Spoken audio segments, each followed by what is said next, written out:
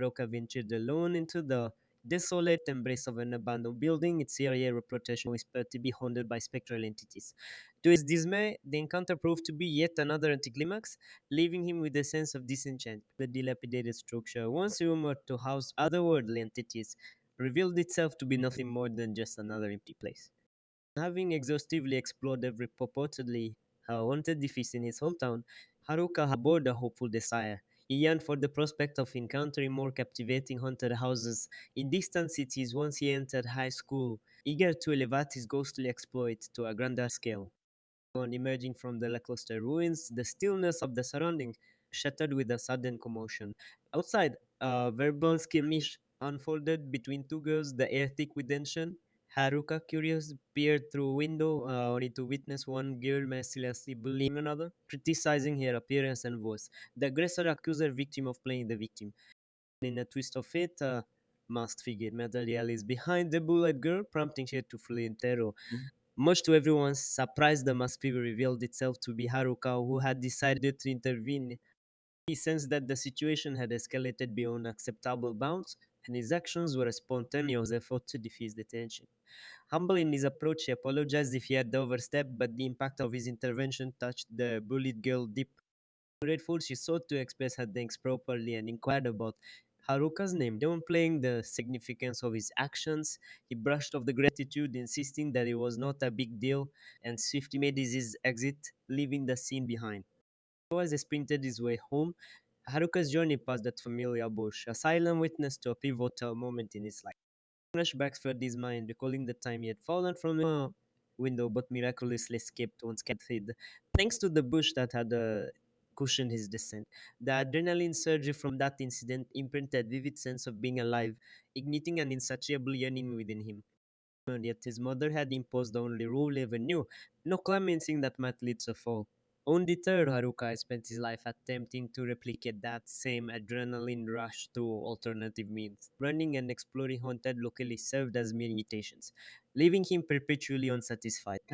Gazing pensively at the sky, he pondered whether the elusive, exhilarating rush he craved would ever grace his existence again. Half a year elapsed, and Haruka embarked on his inaugural year of high school. As he introduced himself in class, the spotlight soon shifted to a girl seated behind him. To his astonishment, the voice that resonated was familiar. It was Kasaki, the same girl he had dated months ago. Later, Kasaki approached Haruka, recognizing the peculiar twist of fate that had brought them to the same schools once more. Gratitude adorned her words as she shared that, following his intervention, she had been spared from further torment, and her circumstances had taken a positive turn. Despite Haruka's attempts to downplay his role, Kasaki insisted that it was all thanks to him. Their paths continued to intertwine when, during a class seeking student volunteers for the library, both Haruka and Kasaki simultaneously raised their hands, unwittingly becoming the first year representatives of the library committee. Kasaki once again mused about the coincidence. Curiously sparked she inquired about Haruka's hobbies, who unveiled his passion for all things horror, books, movies, and games, a revelation that traced back to their initial encounter in a haunted place. Ozaki whether the coincidence of the meeting, or perhaps as she ventured it was fate. As the day unfolded, Kisaki's innocent inquired about who mistook unexpected doom. She looked at Haruka with a mix of curiosity and flustered embarrassment, any romantic connotation behind musings. Back in the classroom, Haruka's nonchalant interaction with Kisagi stirred jealousy among his peers who deemed him sly for engaging with the opposite gender.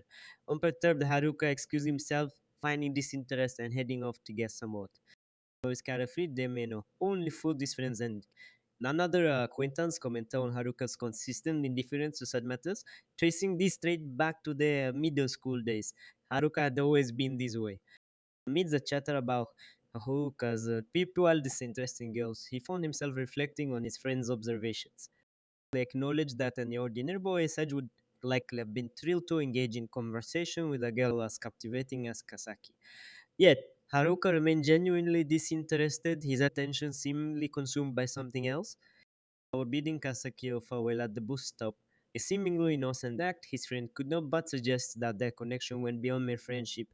Haruka casually brushed off the insinuation, explaining that he accompanied her because he had asked him to. The simplicity of his response failed to quell the intrigue surrounding his interactions with Kasaki. Well, soon another girl interrupted Haruka's thoughts, calling out to him and requesting a moment of his time. His friend, taken aback, marveled at the fact that girls from other schools were approaching him. Haruka recognized the girl as the one he had perceived as the bully before, but the must encounter left no room for her to recognize him. As they sold to a nearby park, the girl issued a solemn warning to Haruka. She divulged the troubling history with Kasaki, their former friendship from middle school, turning into a saga of setting obsession. Initially, the girl had perceived Kasaki as nice and cool, sitting together in class and sharing common interests. However, the relationship took a dark turn as Kasaki's fixation escalated. Kawasaki began mimicking the girl's choices, from shampoo brands to stalking her daily routine. Waiting outside the house was to walk to school together every morning. Jealousy tainted their friendship as Gasasaki became a possessive, wanting to be with her at all times and fiercely guarding her from other friends. So the breaking point arrived when the Jiro confronted Kasaki, coinciding with the day Haruka intervened. Surprisingly, Kasaki backed off after that confrontation. However, lingering unease persisted within the girl when she learned of Kasaki's plans to change course. Tsushima said, hinting that Kazaki might have set her sights on a new target to Haruka, though intriguingly and skeptical, urging the girl to provide concrete proof of her unsettling claims. The girl, without a hint of hesitation, boldly presents her case to Haruka. He showcases a cascade of incriminating evidence on her phone, a trail of text messages, and a plethora of missed calls, all originating from Kisaki. To underscore her narrative, she offers to reveal photographic proof of their alleged connection. The Haruka, though acknowledging the compelling nature of the evidence, remains skeptical. He finds it difficult to fathom that Kisaki would go to such extraordinary lengths, changing schools just to approach him. In response, the girl asserts her unwavering belief in Kisaki's capability to orchestrate such elaborate schemes. She paints a picture of Kisaki as someone with a penchant for manipulation and strategic maneuvers. Beyond this, he issues a cautionary note to Haruka, who are saying that whenever Kosaki claims an incident occurred coincidentally, one can be certain that it was meticulously planned. The unsettling revelation sends shivers down Haruka's spine, intrigued and disturbed, he questions the girl. But her motive for divulging this information. Her response is intriguing, a sense of liberation from Kisaki thanks to Haruka's unknowing assistance. In gratitude, she wishes to reciprocate the favor by showing a final warning to Haruka. Maintain a considerable distance from Kisaki. The following morning, in the classroom, Haruka takes matters into his own hands. He confronts Kisaki and requests a private conversation outside, hinting at having something important to convey. Once alone, facing each other, Haruka surprises Kisaki with an unexpected proposition. He awkwardly asks her if she would like to go out with him. Kisaki, initially taken aback, hesitates before swiftly altering her demeanor. Intrigued and slightly perplexed, while Haruka gazes into Kisaki's eyes, which have always struck him as peculiar. Yet, in that moment, everything seems to fall into place. He contemplates the possibility that she might be the one capable of providing the adrenaline rush he has been yearning for.